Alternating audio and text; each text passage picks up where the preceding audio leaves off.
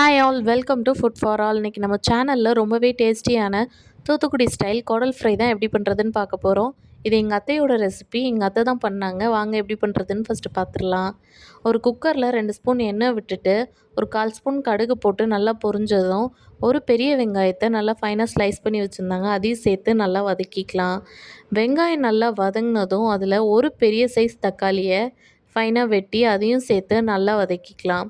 வெங்காயம் தக்காளி வதங்கிட்டு இருக்கும்போது ஒரு கைப்பிடி அளவு கருவேப்பிலையும் சேர்த்து வதக்கிக்கோங்க. இப்படி பண்ணுறதுனால அந்த குடல்லேருந்து வர ஸ்மெல்லெல்லாம் போயிடும். கிரேவி ரொம்பவே டேஸ்ட்டாக நல்லா மணமாகவும் இருக்கும். இப்போ வெங்காயம் தக்காளி நல்லா வதங்கினதுமே ஒரு 1/4 ஸ்பூன் மஞ்சத்தூள், கொஞ்சம் தேவையான அளவு உப்பு சேர்த்துட்டு நம்ம நல்லா கழுவி க்ளீன் பண்ணி வச்சுருக்க ஒரு 3/4 கிலோ குடல் இன்றைக்கி நாங்கள் எடுத்திருக்கோம். அதையும் சேர்த்து ஒரு முறை நல்லா பெரட்டிடலாம். பெரட்டிட்டு ஒரு 1/4 டம்ளர் போல் தண்ணி ஊற்றிக்கலாம். குடல்லேருந்து ஏற்கனவே நிறையா தண்ணி விடுங்கிறனால நீங்கள் ரொம்ப தண்ணி சேர்க்கணுன்னு அவசியம் இல்லை. ஒரு 1/4 டம்ளர் மட்டும் தண்ணி ஊற்றிட்டு அதை மூடி போட்டு ஒரு 10 விசில் விட்டு எடுத்துக்கலாம். குடல் நல்லா வெந்து சாஃப்டாக வந்தால் தான் அது சாப்பிட நல்லா டேஸ்ட்டாக இருக்கும்.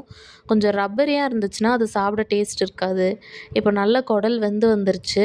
இப்போ நம்ம மசாலாலாம் சேர்த்துடலாம்.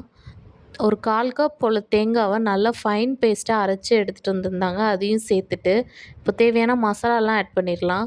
1 ஸ்பூன் மிளகாத்தூள், 2 ஸ்பூன் மல்லித்தூள், இதோட மெயின் இன்க்ரீடியண்ட்டான பெருஞ்சீரகத்தூள் 1 ஸ்பூன் ஆட் பண்ணிவிட்டு ஒரு முறை நல்லா கலந்து விட்டுடலாம்.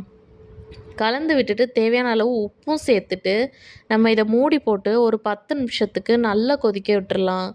நீங்கள் வந்துட்டு செமி கிரேவியாக வேணும்னா தண்ணி சேர்த்து நல்லா கொதிக்க விட்டுறலாம். நாங்கள் இன்றைக்கி ட்ரையாக எடுத்தோம், அதனால் ஃப்ரை மாதிரி இருந்துச்சு.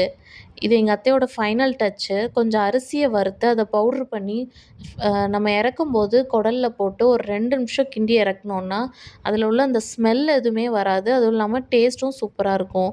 சூப்பரான தூத்துக்குடி ஸ்டைல் குடல் ஃப்ரை ரெடி. எப்படி இருக்குன்னு செஞ்சு பார்த்துட்டு மறக்காமல் கமெண்ட்ஸில் சொல்லுங்கள். நம்ம சேனலை மறக்காமல் சப்ஸ்கிரைப் பண்ணிக்கோங்க. பாய்.